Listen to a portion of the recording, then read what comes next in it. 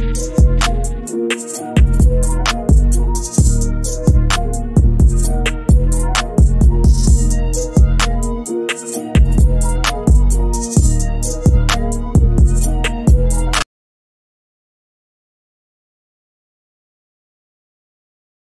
Zubac gives up those shots. Yeah, one of the reasons why the Rockets are the NBA's worst two-point shooting team in the league. It's now 4-2 LA as the bucket is good for Morris. Jackson uses the Morris screen, has Smith on him defensively on the switch. Now trying to go back to Morris, and they do. Shot clock inside of 10. Morris measuring up Porter, shoots the tough 16-footer and makes. You know, whether you agree or disagree, you gotta sit and look at this situation for what it's really worth. The Clippers as a team as a whole are not really a good team right now. And I've said it in prior videos to this one, and it really resonates high because when you look at this team right now as we speak, what do you make of this team? Do you make of them as a championship team, or do you make of them as a team that has championship material or just championship aspirations? Or do you make of this team as a mess right now, or a team that's just getting by through their talent? I mean, you can come up with a whole lot of different scenarios, a whole lot of different things to categorize the Clippers in. You can talk about all differences of many things, differences of many nuances when it comes to this team. But you got to ask yourself, is this team really ready for the pressure and the moment for the championship, to win a championship? And that's what I think a lot of people are having questions about this team now, due to the fact that they started 4-4 this season. They lost some games that nobody thought that they would. I mean, honestly, I didn't think they would lose, back-to-back games to the Thunder. Neither did you, right? But at the same time, they did. And there's nothing we can do about that now, because the record is what it is, and the Clippers are what their record is, which is a losing record. And this is my point. When you see things like this, how do you categorize it? How do you, put this in perspective? So in my estimation, looking at one player on the Clippers specifically, who made a bold statement that I really actually agreed with, which was Marcus Morris. Now, Marcus Morris, as I said, he's a player that I've criticized. I've given him credit at times when he's played well, but he's also been a player I've highly criticized, only because I think that he can play a lot better, and only because I know Marcus Morris is a better player than what he showed at times. But, at the same time, he is getting older. And on top of that, he could be going through injuries and stuff like that also that we don't know about. So we have to factor that stuff in. But, the statement that he made in regards to the Clippers, the statement was, as you see here, we need to sacrifice. Right now, we're just, showing up thinking we could win because of all our names.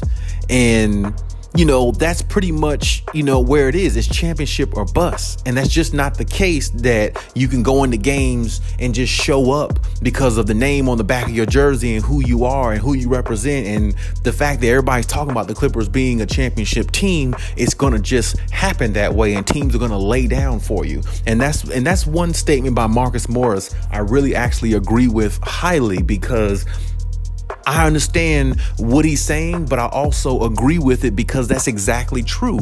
Teams are not going to lay down for the Clippers. And the Clippers right now, yeah, they're 4-4. They're playing 500 basketball, but that's pathetic for a team of their caliber and the type of talent that they have. As I said before, with or without Kawhi Leonard, you still bare minimum in 8 games, you still should be 6-2, bare minimum. Because this team has enough talent to play on the level of any team in the NBA with the talent they have on the floor right now. I mean, hell, they made it to a playing tournament last year without Kawhi and PG. And on top of that, how many games last year that without Kawhi and PG, did they come back from 25 plus points down? They did it at least 3 or 4 times in 3 or 4 games against 3 or 4 playoff teams. They did it against the Nets. I believe they did it against Denver. I believe they did it against the 76ers, I believe, and I think they did it against the Washington Wizards. So this is my point. If you have enough talent to come back from 25 plus points down in a game and beat some of the top players on some of those teams that I named, then you definitely have enough talent with Paul George back on the lineup and a little bit of Kawhi Leonard here and there when he plays. you definitely have enough talent to not start off this season as slow as you have. Because as Marcus Morris stated in his statement, it's championship or bust for this team. It's really no other way to look at it. And that's the only way we should look at it, because it's been 4 seasons since they've been together. They've had time to gel. They've had time to understand each other. They've had time to go through the ups and downs, which they did. They've had time to like each other, dislike each other, all the above. They had time to do all that and get acclimated with the coach even more as well. But at the same time, the result hasn't turned out to a championship as of yet. And as I always say, injuries is a part of the game. I respect it. I understand it. The only problem is a lot of fans out there and a lot of media people don't accept it, and they don't really look at it as in like as an excuse. And neither do I. I don't look at it as an excuse, but I do look at it as in like, if a team is unhealthy, if they're injured, there's nothing they can do about it. That's as far as I go with it. But nobody else is going to look at it that way. They're just going to look at it like the Clippers didn't get it done. They weren't good enough to do it. And Kawhi was a mistake. Paul George was a mistake. And the rest of this team was a mistake. So was Ty Lue. That's what they're all going to say if the Clippers don't win. So Marcus Morris is right on point with what he's saying. It's championship or bust for this team, and I totally agree with him. And I will give him credit by saying this year so far, I feel like I've been impressed with Marcus Morris. And I know that's, I haven't said that much about him in the last year or so, but honestly, right now he's playing 29 minutes per game. He's averaging like 14.8 points per game, which you can round that to 15 points per game. He's shooting 52% from the field. He's shooting 38% from 3. He's giving them 6 rebounds a game on top of that. So I mean, his production for the Clippers is accredited. It's good. That's around about what I think he should be. I mean, he's 33, 34 years old, a 34-year-old role player. That's around about what he should be doing. I mean, that's probably about the best production you're going to get from a 34, 35-year-old role player who's been in the league, since like 2011, I think he's been in the league. So this is my point, to see his numbers and everything, being double digits, shooting over 50+% from the field and shooting like 38% from 3. That's about the best you're going to get out of Marcus Morris. And that's if you can get that consistently, that's about, the money that they paid him. That's worth the money that they paid. I think they gave him a $50 or $60 million contract. Well, that lives up to that contract to me, in my estimation, because that's what you should be getting out of Marcus Morris on any given night. No matter who's on the floor, he should be able to give you 15 points a game with decent shooting, efficient shooting as well. So the fact that he actually made the statement, the championship or bust, and he's actually playing better this year so far than what I felt like he played last year, which, like I said, he could have went through some injuries last year. He might have had an up and down season. Who knows? But regardless, he didn't play up to the level of expectation that I had for him, or maybe a lot of people had for him. But so far this year, he's starting to he's showing that it is championship or bust, and he's playing like it's championship or bust because he's shooting a high percentage from the field, and when he gets his touches, he's making them count. So that's all you can ask for out of a player like him. But technically, as I said, he's right about what he's saying, and this team really needs to take heed to that themselves. He's right about what he's saying.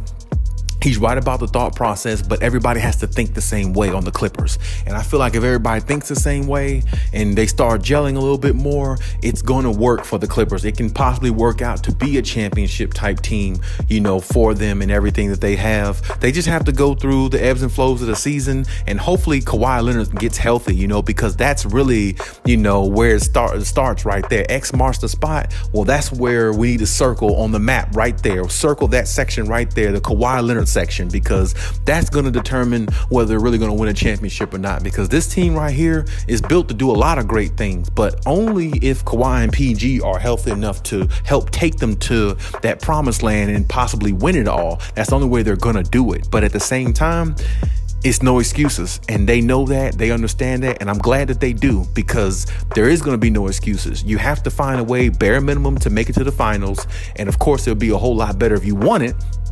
But if they don't at least make the finals, the criticism that this team will get in the offseason, they won't have no choice but to break up. They won't have no choice but to depart as a team and go elsewhere, take their talents elsewhere and see what else they can get and find out of the NBA, maybe possibly find a championship on another team, possibly, because I don't think a lot of those players like Marcus Morris is going to be there next year, whether they win the championship or not. So, I mean, this is my point.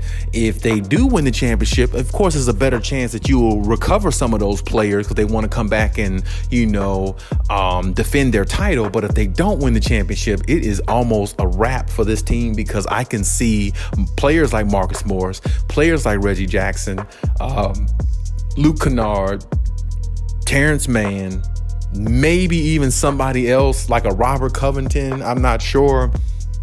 A player like him as well. I mean, I hope they keep all of them, but at the same time, there's going to be some changes in this team if they don't find a way to win it. So, for the Clippers' sake, they're going to have to play their hearts out. They're going to have to stay as healthy as possible, and they're going to have to, fight and claw through this season and get in the playoffs and really, put their foot down and make a statement to the league that we're not just all talk. All the talks about the Clippers throughout the season wasn't just all talk. We're really for real. And this is what I hope to see happen with this team, because this is way too much talent on this team for them not to at least make a finals. So, I mean, let's see what happens. Of course, we got a long season to go. We'll talk, during the season about this team and what, differences we see and things like that. And we'll just take it from there.